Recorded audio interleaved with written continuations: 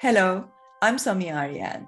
I'm a tech philosopher, author, filmmaker, and the founder of Geek. On this podcast, I speak to some of the most brilliant minds of our time to help us navigate emerging technologies leading to a socioeconomic singularity. Our guest today is Tara Annison, her second time on the podcast.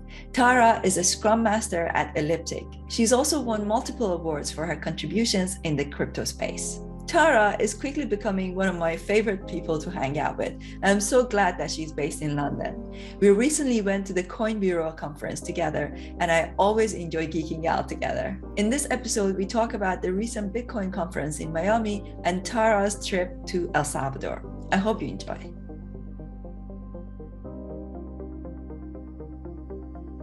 The main conversation today is going to be around your trip to Miami and then El Salvador. Yeah. But we were just talking about Solana, and you were saying that you're losing a little bit faith in it. I feel the same a little bit. It's kind of a shame because I had a lot of big high hopes for it. But I'm sort of thinking that at the moment, my feeling is next time it reaches an all-time high, I'm probably going to denominate it into Bitcoin. If it hits another over 200 or so, I will immediately, because it's just like not being, I don't know, there's too many outages, too many issues. Yeah, definitely. And I think that was the challenge. Like what Solana did is they basically ripped up the technology rule book. They created brand new technologies, and it was always going to be a bit of a risk. And that's why everyone was kind of drawn to it, because the transactions per second is crazy. But, naturally, whenever you're creating brand new tech, there's the risk that fundamentally it might just not work. And so I suppose my concern is that they basically just tried to change too much. It doesn't all play nicely together. And then also, super fast TPS is great. But if Ethereum's going to move towards being this layer 2 first solution, like Vitalik says, to be honest, they're probably going to solve the TPS issue themselves. Fees will eventually come down once we've got sharding. So it's kind of like Solana and Cardano and loads of these other blockchains exist to be, even if they don't say it, like Ethereum competitors, because Ethereum doesn't have the capacity right now. As soon as Ethereum has the capacity, it's kind of like, why would you choose one of the alternatives? You may as well stick to the one that has the most developer activity, the biggest community. So yeah, I'm not too long-term bullish. I am starting to kind of feel that way a little bit. For example, I recently bought a Solana NFT just to try it, since they came onto OpenSea. And to be honest, I find myself never looking at it. I never actually do the switch. So I'm just feeling like, even though technically it's on OpenSea, this whole thing of having to switch your wallet and go into another wallet just to see that NFT, I just can't get excited about Solana NFTs or even Polygon NFTs. I just can't get excited about them because everything is happening right. It's like I think it was Raoul Pal who said Ethereum is like Manhattan, like everything's happening there. Yes, it's congested, it's busy, it's expensive, but everything's happening there. And it's 100%. That's the reason why, despite the high cost, I decided to go with Ethereum for Geek NFTs, because it felt like it was going to be the legacy, chain. Exactly. So obviously Solana had a really good run.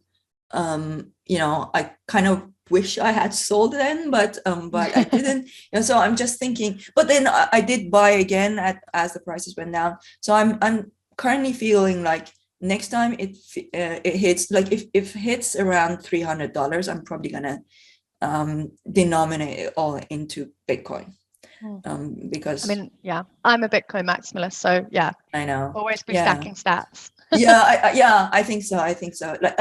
It's quite interesting. One of the girls in our team messaged me yesterday and said, can I have a certain portion of my salary moving forward in Bitcoin? Nice.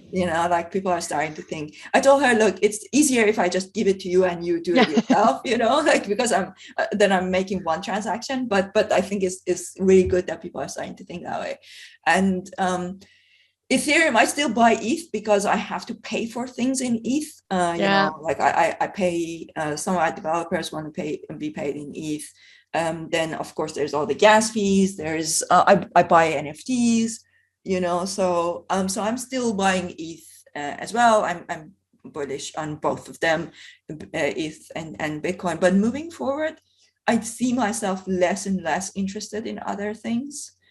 I know what you mean. Yeah, I've started just because there's so much out there. I always get people saying to me like, "Oh, what do you think about this protocol? What do you think about this protocol?" And in the olden days of crypto, you know, like 7 years ago, there was a small enough group of like altcoins that were prominent that you could be like, okay, I actually understand how the consensus mechanism in Stellar works. And yeah, I've looked into how Hydra is going to work on Cardano.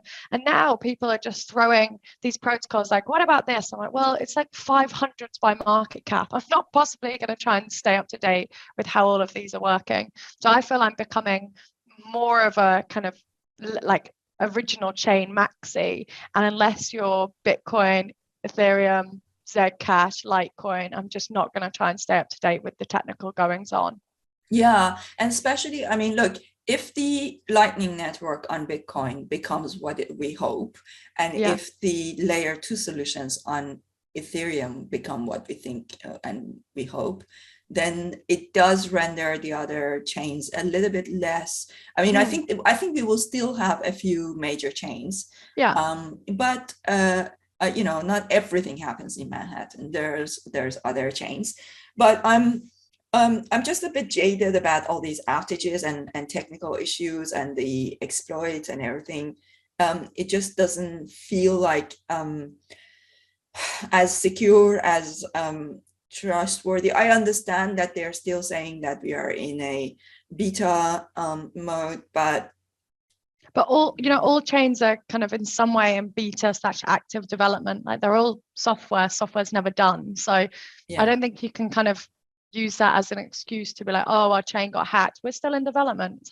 We're all in development, and not all chains. And how many times are you going to get bailed out, right? Yeah, exactly. So I think I'm very much we'll see, but I don't think the Ethereum competitor, the high TPS chains, I think their days are kind of not numbered, but I think the days of them being some kind of USP are numbered, because it's going to become table stakes. Like every chain now has to have smart contracts.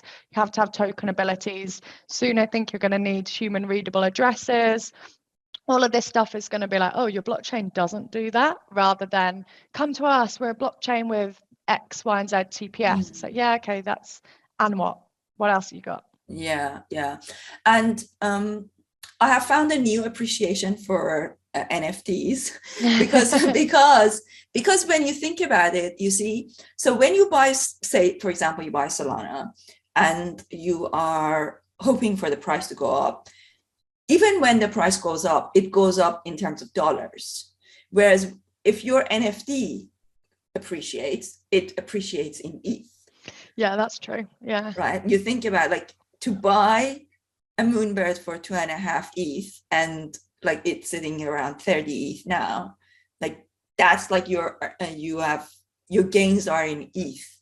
I saw a trade just like this the other day. I'm doing a report at the moment on crime in the metaverse. So I'm deep into the dodgy stuff going on in the metaverse, and I've been looking at various kind of wash trades and money laundering flags. And there was a transaction which on the surface doesn't really make sense, because someone bought it for I can't remember the exact numbers, but let's say $100,000 equivalent. It was like couple of ETH, and when they sold it for less dollars but more ETH, because the price had dropped. And so you'd look at that and you'd be like, well, they just lost $20,000 or something off the price. And well, actually they're like pretty much doubled the ETH that they've got. It's a pretty smart sale, as long as you believe, and this is not financial advice, but as long as you believe the value of ETH is going to go up, that's a good sale. And so I thought that was really interesting, because if you're looking at this transaction from like a crime perspective and applying like a fiat crime lens, so like they just made $1 loss, why would they do that? When you look at the native amount in ETH, you're like, great trade, good job. So I thought that was quite interesting, because it means you can't just copy and paste. Definitely very interesting. Like I'm really starting to think more and more in terms of ETH and Bitcoin, you know, for my speaking engagements and things like that. I'm now consulting, things like that. I'm just requesting to be paid in ETH and Bitcoin moving forward, because I love that. Maybe I so should much do that. more. I Do love that that. idea. Yeah, I Yeah, should do do that. that. Yeah. There was a great moment. I think we're going to talk about Miami in a bit Yeah, anyway, but yeah. there was a great moment in Miami where I was on watching the mining stage, so a whole stage dedicated to like the mining industry and crypto. It was the most raucous stage by far, and at one point someone mentioned, oh, with the Bitcoin price being around about $40,000, and someone shouted out in the audience, they basically were like, can I swear on this podcast? I don't know. Yeah. Yeah, Oh, we can I don't always know. beep it. Yeah, okay, you can beep it. So they were like, fiat price references, and I was like, yes. So people That's so just true, want the price right? in Like Bitcoin, price in ETH. exactly, like the price of one Bitcoin is 100 million satoshis, not Yeah. so much dollars, right? Like if you think in terms of that, and you believe that in the long run that's what's going to be, like I'm getting more and more bullish on every day. I'm becoming more interested in everything to do with Web3. Like this morning I was thinking, like FemPeak, what we are planning to have a FemPeak DAO as like a, you know, Nice. sub segment of, you know, like our community decide. So that will be for our NFT holders, you know, not for the general public who become, you know, because we are going to have, at least for the foreseeable future, what we are going to have is we're going to have like there's something to do with the NFTs and NFT holders, you know, in terms of how we shape the future of the platform. And they have a say in it. And, you know, I really want them to be a big part of this community. And then there are people who don't have wallets and they just want to get a general subscription to come in and learn. So there will be that, right? And then in the future, eventually we will tokenize everything. But but I'm thinking like we need a FemPeak DAO, which is focused on that you need the NFT to get in, right? Yeah. Nice. So the more I think about it, the more I'm fascinated. Like I spent an hour and a half last night talking to one of the ladybirds from the Moonbird community, who works in Bankless DAO, and she was like teaching me how it works. She shared her screen. She showed me. She was like, I live here, like literally, I literally live here. So cool. So fascinating. It's a whole other world, and I think people have no idea what's coming, you know, and where it's coming from, how it's going to hit them, because you know, all these DAOs, like they're completely changing the nature of work, the nature of you know, like people are excited to be part of, you know, they buy the tokens to get into the community. Some people earn the tokens, you know, like I was thinking, there's so many people in FemPeak that they don't necessarily have the money to buy a membership or, you know, get that NFT. We can give them tasks to do to help, right? Yeah, exactly. Those I love. So I'm really bullish on DAOs. That's like another area I'm obsessed with as well. Less like into it kind of personally, but like really watching the space, because there's some really cool stuff projects are doing where they do kind of like tech bug bounties, and they're like, we need someone to create us a marketing video. If you do it and the community, like the DAO community is like, yeah, we like it, then they'll pay you. Like such a clever idea for basically the creative industry at large. So yeah, I love DAOs. I think on the kind of exclusive community side, I mean, you know, with Bored Ape Yacht Club and Friends with Benefits, like all of these places are really noticing, like, you want to be part of exclusive cool clubs. And of course you would. That's what people have been doing for generations with the members only clubs, whether you're, you know, part of those kind of exclusive all male banker ones, or some of the really cool female ones now, like there's one in, I think they're West London based, called Albright, which do a great job of like promoting kind of female spaces and bringing communities together. So it just totally makes sense you'd have this in a digital version.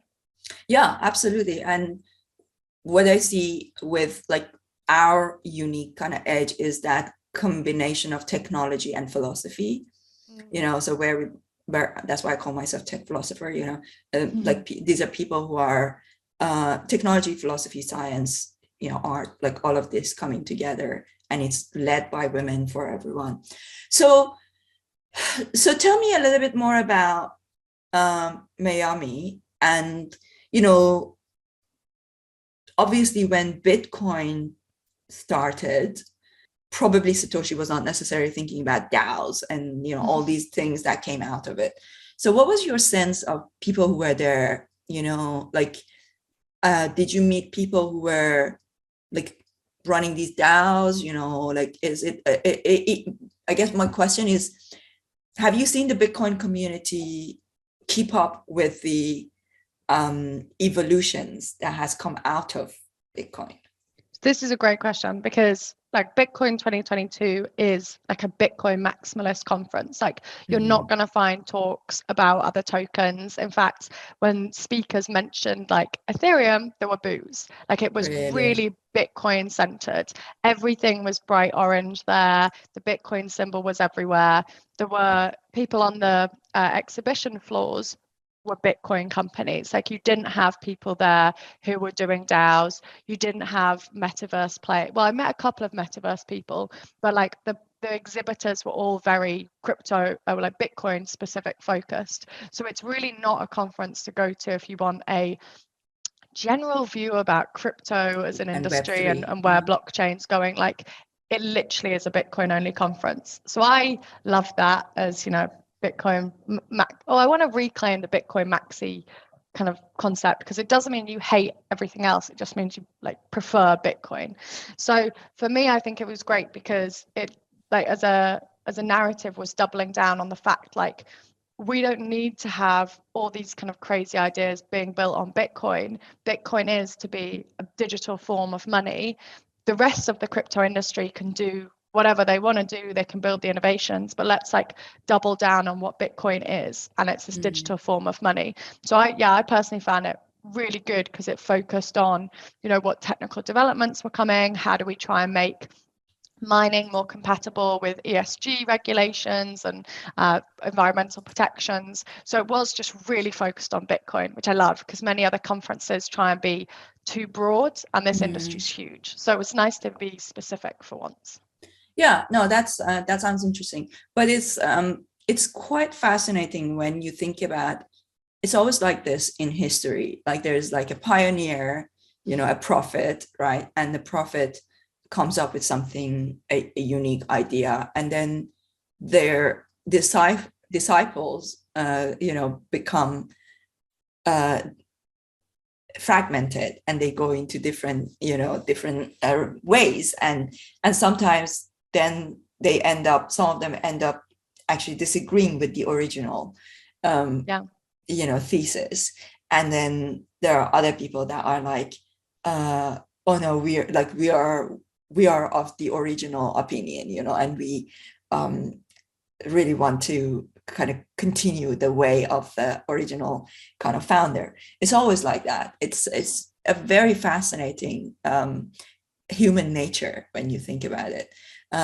Because to me, I think, yes, it's really interesting that the Bitcoin conference is all about Bitcoin, but sometimes I find like a heavy look, you are really finding Bitcoin maximalists. Many people are not like that. For example, I know that is was his name Peter McCormick as his I mean, so, there's a lot of Bitcoin maxis who are literally like, and I love everything else is pointless. Yeah, and I love his podcast. I listened to his podcast. I think he's got an amazing podcast. I actually reached out to him. He said that he was super busy, didn't really have time to come on this podcast. Hopefully at some point we will get him on.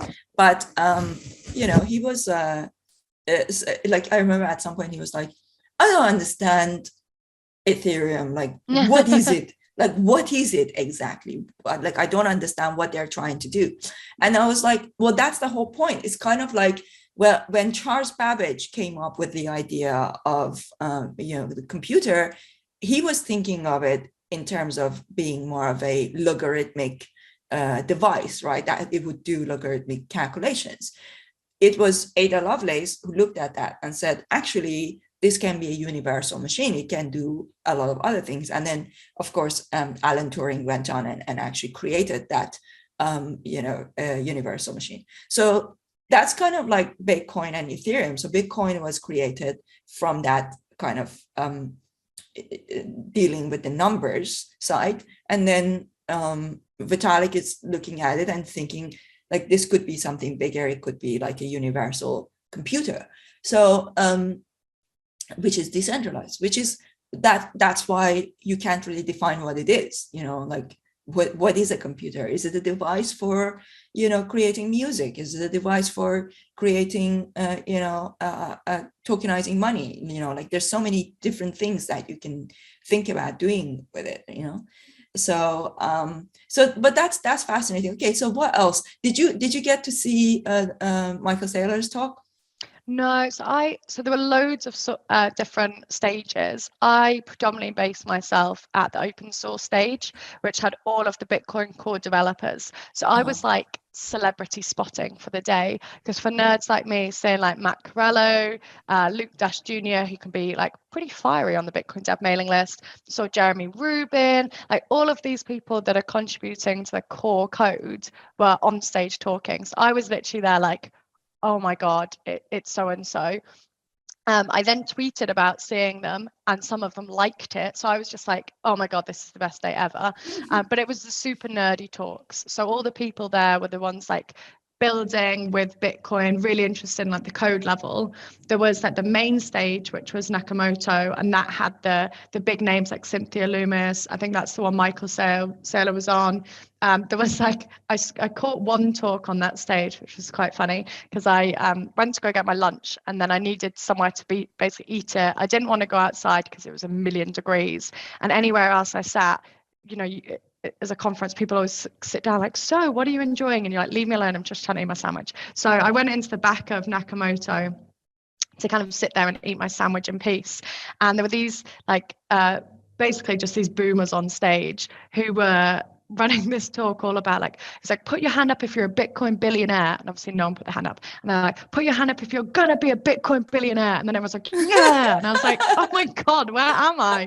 And it was just this like crypto bro talk. And they kept being like, yeah, Bitcoin's the future. Let me hear you say it. And I was like, I'm just trying to eat my sandwich in peace. What is this? So I kind of avoided that stage because it felt like a hype stage as opposed to like, oh my God, the detail, like nitty gritty tech stages, which is what I was interested in. So I kind of flitted between open source stage, the mining stage, whenever they had anything about ESG.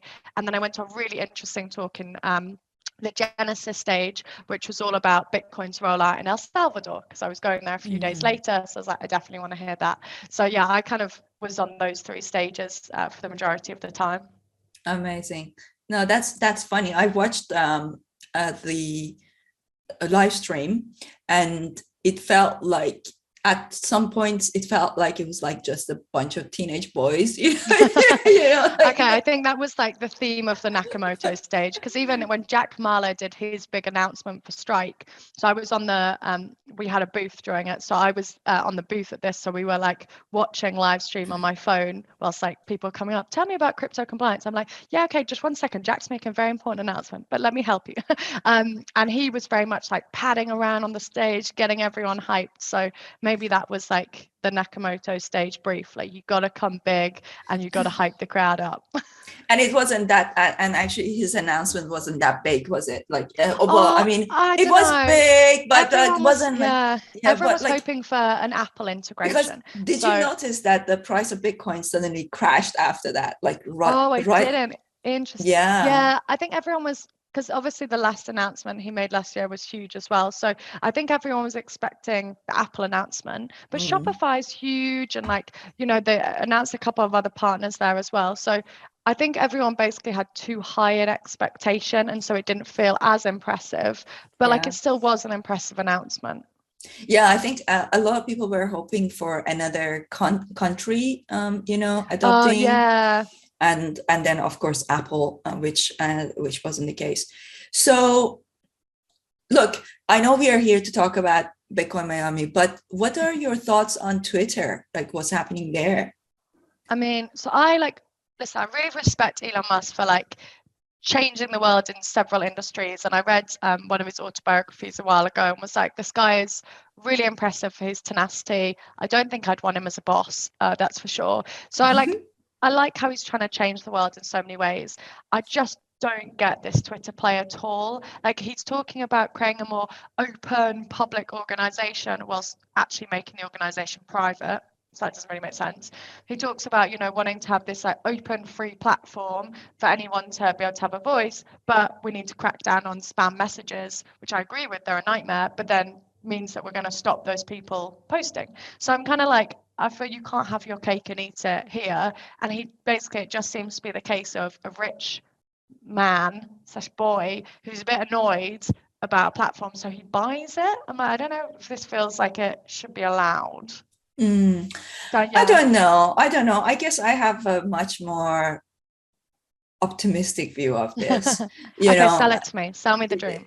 Well, look, he's very unpredictable. Okay, like he's a bit of a wild card. You don't know. Like, he's one of those people that, like, I may say something and then he might wake up in the morning and just think, let's do something completely different, radical. And I understand that because I'm a bit like that, I explain something to my team, I get everybody to buy into it, and then like 2 days later I'm like, no guys, we're not doing that. And sometimes they don't even get the memo because it's in my head and I think I've told them, and then they're like, oh, I was doing this thing that you mentioned. I'm like, oh no, that changed, we're not doing that anymore.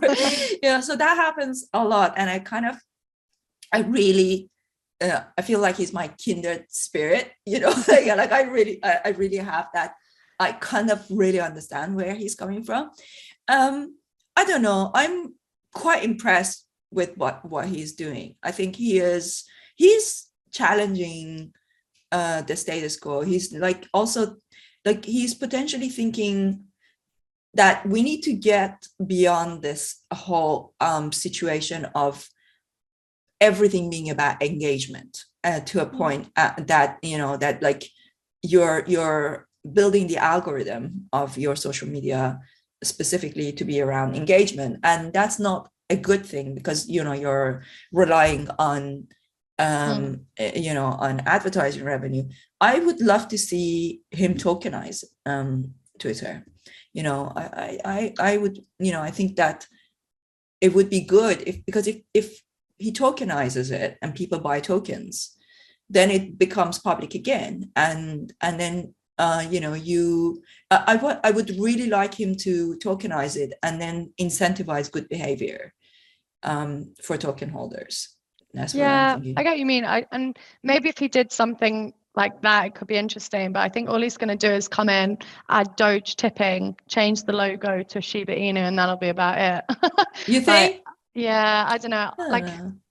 Maybe I'm a bit too skeptical on this one. So hopefully, like I'm looking forward to being pleasantly surprised. But I think I am a bit skeptical that he's going to come in and get rid of all the spamming, all of the kind of there's so many crypto scams that people run on there, nasty people being trolls. Like, I just don't see how he's going to solve that. I think it's a really good challenge for him, and it would be very interesting. I know a lot of people are saying that the fact that he's taking a public company private, that's like defeating the purpose. I disagree with that because actually, when you have shareholders, there's so much pressure for quarterly reports, and like if he can take off the pressure of making money through advertising, through ways that incentivize not necessarily very good behavior and just hyped engagement, that could be a good thing. So look, I'm keeping an open mind. Let's see. But in general, I think it could be potentially good for crypto as a whole. Well, okay. I'll wait and see. Okay. Well, he is, like I say, he's a wild card, so you never know. That's true. I mean, if anyone can solve Twitter's issues, it probably is Elon, but he could also make them worse or take it in a slightly weird direction. So I agree. So I don't hold any Doge. Do you think we should start buying some Doge? I mean, I can't give you financial advice, but I do hold some Doge. Yeah, I guess maybe I should buy some just in case. This is Elon, like. Yeah, I know, right? Yeah, Okay, obviously. so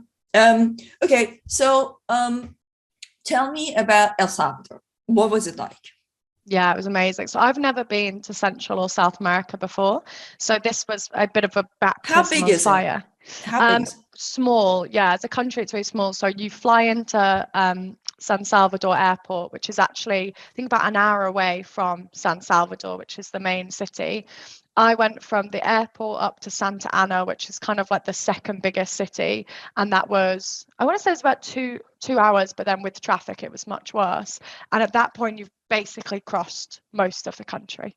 So it's super tiny. From Santa Ana, we went to a beautiful little village called Ataco, and we could see, I think it was Honduras or Guatemala. My geography is really rubbish, but they basically were like, you see that mountain over there? That's in another country. And we were like, that's really not that far away. So yeah, I mean, beautiful though, like just so green, so luscious. It was amazing, but quite like dicey. Like it's not a tourist hotspot. So you like no one there spoke English. Really? Okay. Yeah, you really had to. What's the language?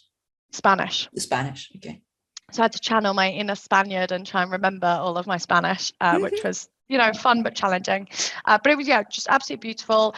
What's interesting is obviously it's a Bitcoin nation. You can use Bitcoin as legal tender, but you're pretty limited in where you can spend Bitcoin because it's a really cash-based economy. So when you're buying a pupusa, which is this like kind of flour, cornbread food, with you can have like frijoles beans in it and cheese and plantain. Oh my god, delicious. When you buy those on the side of the road, that's cash. Like you only pay in cash there. If you're going into like shops and stuff, they're pretty well set up with cards. We didn't have any issues with like Visa or MasterCard, but you cannot withdraw money from an ATM, it seems. So that was a challenging day for us. So it's super cash-based economy. Most places had like signs in the window that said like, we accept Visa, MasterCard, not Amex. Some said we accept Bitcoin. But it was really only when we got to Bitcoin Beach, which is El Zonte, which you see Bitcoin everywhere. Like, how do you pay with Bitcoin there? So it was super fun. So I paid for dinner one night in El Zonte with Bitcoin. They prefer you to use the Lightning Network because it's so much quicker.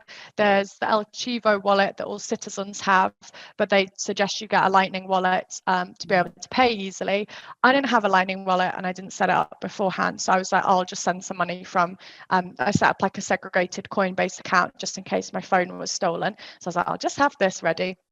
And so we got to the end of the meal, went down to pay, and they just had a QR code to scan with their address. So it was like super easy.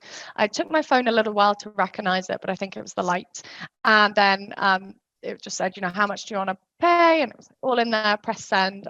And my friend got a picture of me doing it because she was like, you look so excited. I was like, I cannot explain how excited I am. 20 minutes later, we're waiting for confirmations to come through. And she's there like, Tara, I really don't think this is going to take off. It's pretty slow. And I was like, honestly, if we were paying with Lightning, it would be through.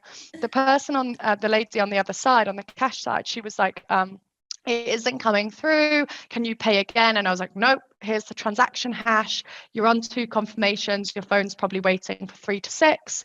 And she was very much like, what's a confirmation? So I was like, time to educate. So I was like there, like waiting for these confirmations. I'm like, this is how Bitcoin works. And by the way, I'm hungry. Well, we'd already eaten at this point, luckily. So I was more than happy to explain. But yeah, they're definitely, and actually one of the talks I went to at Miami, they said like education was one of their biggest challenges. So they rolled this out with very little education to the populace. So most people don't get Bitcoin and how it works. Wow, so that's why I was having to try and explain what confirmations were and in how Spanish processing happens. Luckily, she spoke English. Like my Spanish does not get me to the point of explaining Bitcoin. I don't even know what a miner would be. Well, yeah, it'd be a nightmare. So that was good. It like finally came through, and I got to pay for my dinner in Bitcoin. But yeah, most places it's just like the QR code they'll show you, and then once you pay on Lightning, it's super quick. But for people like me that pay on normal Bitcoin rails, yeah, we were there for about half an hour. So I need to get this Lightning thing then. Yeah. Yeah, grab a Lightning wallet. It's so much more efficient for payments generally, but certainly, yeah, the last thing you want to be doing in El Salvador is just kind of waiting in the dark for half an hour for a payment to go through. Yeah, absolutely. Speaking of which, so the Bitcoin is down right now, right? What are your thoughts on what's happening in the market right now as we speak? Yeah, so I Why? don't tend to watch the prices too closely. I'm very much like a long-term hodler. So No, I over do time, because I want to buy. it's probably going to go up. Oh, I right. want to Okay, buy. fair. Look, I'm like thinking every time it's down. So I usually set like limit orders so that it buys automatically when it hits a certain number. But yeah, just thinking about how low is it going to go, and what's happening. Because so what were your thoughts on the possibility of the U.S. government actually going more in that direction? I recently interviewed Matthew Pines, who was on Peter McCormick's guest. He has written a really interesting report on Bitcoin, and basically I'm stealing all his guests. His guests and the Bankless podcast. So I'm just going all the podcasts that I listen to, and when I really like one of those interviews, I immediately tell my team, "Can you please reach out to this person?" And then I have them on my podcast. And he's written this very interesting report on Bitcoin, and why it's so important for the U.S. government to embrace it. I know that the government probably has got now a good amount of Bitcoin in their custody from the different hacks that were recovered. So I'm guessing they're probably not going to auction those. I think they're probably going to keep hold of those. That's kind of my thinking on that. But yeah, so what was, from a governmental perspective, what was your general feeling of, like, were there people from the government there? No one so Cynthia Loomis was there, who's like the crypto senator. Yes. So she was there. She was speaking on stage. I saw like one or two events where people had speakers from various governments there. There was like various Telegram groups. It's like, look, we've got Congressman X, or we've got this person from this government here. I didn't see anyone else on stage who was from the government, and most people walking around were not in identifiable, like there was no one with like US government written on the back. So it's hard to know. I didn't speak to anyone. I suspect there definitely would have been some people there from law enforcement, government, that were slightly playing it under the radar just to see what was happening and the general vibe, etc. So yeah, there definitely would have been people there, even if they weren't speaking on stage. There would need to be along to see what all the revolutionaries are talking about. So with all this talks of the metaverse, and with everything that's kind of evolving out of the blockchain ecosystem, what are your thoughts about where Bitcoin stands? Like, if we are living in the metaverse, and people are having to have these different tokens, with that are issued by the Yuga Labs and all these different companies that are building metaverses. Where do you think Bitcoin is going to fall in an ecosystem where most of us live in the metaverse?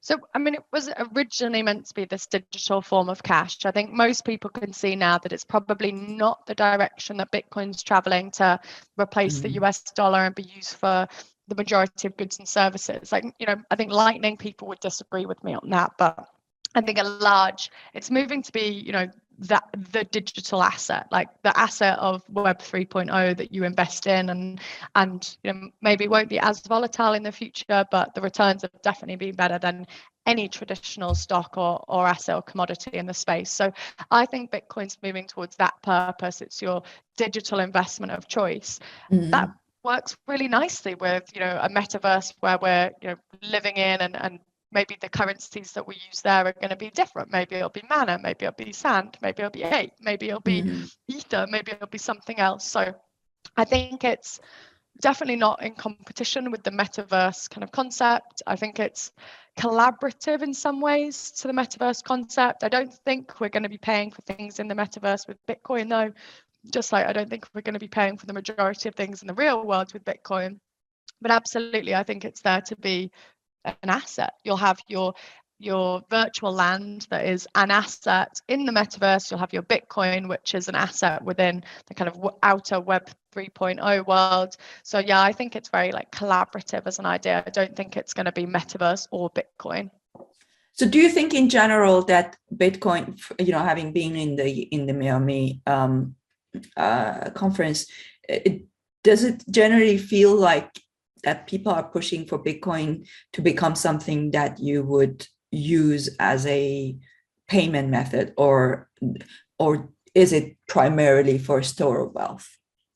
So I think it depends. Like, if you are bullish on Lightning, then you believe it can be a payment rail. If you don't really think Lightning is going to be as impactful as maybe people say, or isn't going to take off, then I think you're more store of value. So before the conference, I wouldn't say I was skeptical about Lightning as a kind of layer 2 solution, but it just hadn't quite like taken off in the way that maybe I wanted it to. Post the conference, when there was so much chat about Lightning, there were loads of really impressive stuff people are doing on Lightning, I actually have become like more bullish on Lightning, and I'm like, yeah, this like I think is kind of going to go somewhere. I don't think it's going to replace the US dollar to be like the reserve currency of the world, but I think it will become a reserve currency, which is one that, if you are in a war zone, for instance, you're able to move in and out of to kind of hedge your assets. If you are living in a totalitarian government, you're able to access to move funds. If you live in a democratic government and you just want another payment rail, which is quicker, cheaper, or whatever, it's an option. So I think it's going to become a reserve currency for people in the world. I don't think it's going to replace the dollar, but I do think, which is quite nice, the governments are worried that it will replace the dollar, and that's why so many of them are coming out with stable coins. They're trying to embrace Bitcoin, some are trying to ban it in various different ways. So I like the fact that these big nation states are kind of getting like a little bit scared of Bitcoin. They're like, but what if it does take over? Because you only need to look like not even 3 years ago, like 2 years ago, many of the governments were like, Bitcoin, what's that? No, it won't catch on. And then they started becoming a bit more like, oh, but blockchain, we kind of like blockchain. Like 2015 was the year of blockchain, not Bitcoin. Then the banks started being a bit like, oh, maybe we can like get on board with this. And now all the banks are like, okay, we need to do something about this. And now it's Web3. Now like it's like a rebrand, isn't it? The banks didn't like the term crypto, so we call it Web3, and suddenly they're like, yeah, we love Web3, and you do realize underneath that is just loads of crypto stuff, but still. So I like the fact that they're a bit scared of it and they want to get involved in it. I think it's exciting. I don't think crypto generally, and certainly Bitcoin, need financial institutions and need governments and large organizations like that to survive. I think Bitcoin's kind of there, like, if you want to jump on the rocket ship, come join. If not, we're setting off, basically. But that's my Bitcoin maximalist hat on there. Yeah, no, I think people will take that with a grain of salt, even though I personally agree with you. Well, is there any final thoughts you want to leave our viewers, with having come back from El Salvador and the things that you have seen? Did you actually go to the volcanoes? Yeah, I climbed up Santa Ana volcano. So I had the coolest experience. I climbed up the volcano and we were with this like little group, and I got to explain how Bitcoin and proof of work mining works climbing up this volcano. So I'm there like out of breath being like, okay, so the difficulty is this, and our nonce is this, and then you have a golden nonce, which is this. And like I'm climbing up this volcano, and it was so much fun explaining to an entirely captive audience. There was nowhere else they could go, but they wanted to listen how crypto worked. So that was such a like life highlight for me. So I would definitely recommend anyone who is like into crypto, definitely have a look at going to El Salvador. Like, it's a beautiful country. It's a bit dicey at times, so don't go by yourself. And I went with one friend who was female, At times, I think we would have been happy to have someone mail with us, but like it was still a really great country. And Bitcoin Beach felt very safe. Like it was just the other areas we went to which were a bit more spicy. So Bitcoin Beach, definitely go, because when I was paying for my meal in Bitcoin, I said to the waiter, half jokingly, but like, has Bitcoin changed your life? And he was like, yes. 100%. Really? It's brought people into the area, so we've got more Wow. jobs, we're making more money. And I was like, okay, like that is amazing to hear. Like That's it's nice. genuinely changing people's lives there. And whilst it isn't the case that everyone loves it, like I saw some anti-Bitcoin graffiti in places, like it's changing lives. Like that is so cool. So I would definitely recommend like have a look at going to El Salvador. That's amazing. Well, I guess one final question. What are your thoughts on the UK government becoming more Bitcoin friendly? Are they? Blockchain. Yeah, well, didn't you see that they said that, not Bitcoin, they said that that the UK is going to become the crypto asset hub of Europe? So you can say this, but actions have to follow. So the FCA has had problem after problem registering crypto businesses. Businesses across the UK still have access getting bank accounts. People paying in crypto for crypto investments like buying on Coinbase, etc., keep finding their accounts being closed down or investigated. So actions have to follow. Like the government can say we want to be a crypto hub, but they've got to make it easier and better for people to do business here. Like Pete McCormack, he talks on his podcast all the time about the problems he has with banks shutting down his business, and like that cannot continue. If we want to be, I feel like I'm on a bit of a soapbox here, but if we want to be a crypto encouraging nation, we have to start with supporting businesses that operate in the crypto space.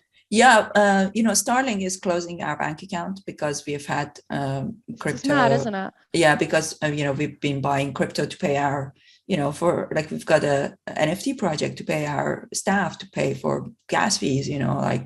There's quite a lot that we do with crypto. So we pay our members, $20 of Bitcoin when they upgrade. Of course, at the moment we've stopped that because we are spending so much on the NFTs. But it's like there is so Starling is closing both bank accounts of Smart Cookie Media and Fempeak. So we've had to move to Revolut.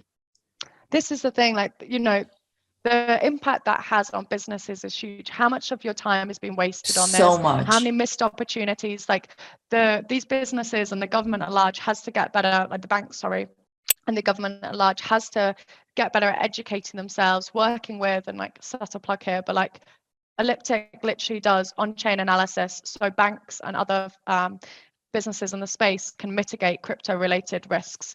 Just because you accept or spend crypto does not mean you're doing anything illicit. We can track all this stuff. So banks shouldn't just by default be scared of crypto or ban businesses that are using crypto. There are tools out there, plenty of tools out there to help them analyze risk in ways that you can't even do in fiat. So they need to get better at like proportionally mitigating the risks and trying to find ways to embrace it. Like the UK cannot be a crypto hub unless it starts helping businesses that work in the space. So whilst it's great to hear the government and various people talk about these ambitions, listen, we need some action. We need some tangible on the ground action before I will believe that we can be a crypto hub.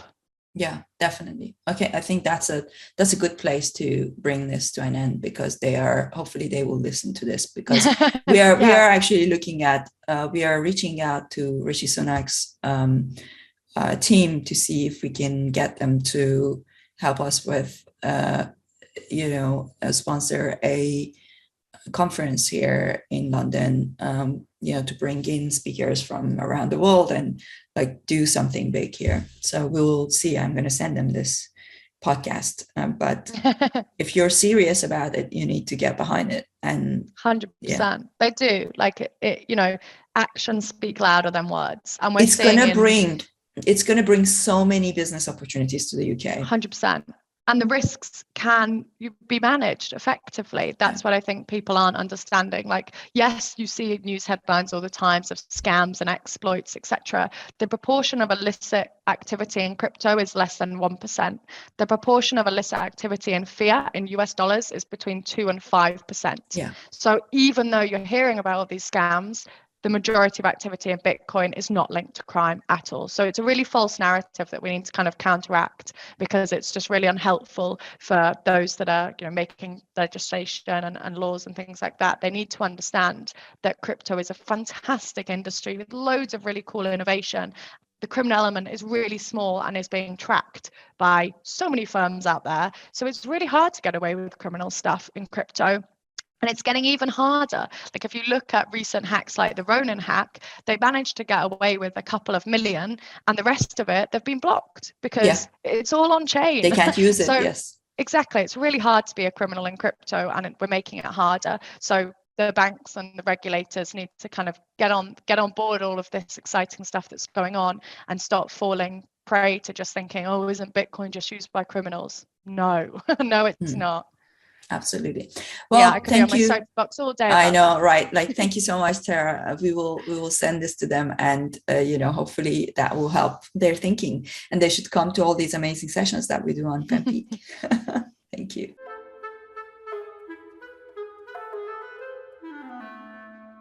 I hope you enjoyed this conversation with Tara Annison. Be sure to follow her on LinkedIn and Twitter, and check out her excellent sessions on FemPeak. If you enjoyed this podcast, be sure to subscribe to it on Apple, Spotify, or any other one of your favorite podcast channels. And don't forget to give it a 5-star rating and write a review. The full reviews are also available on my YouTube channel, The Somi Arian Show.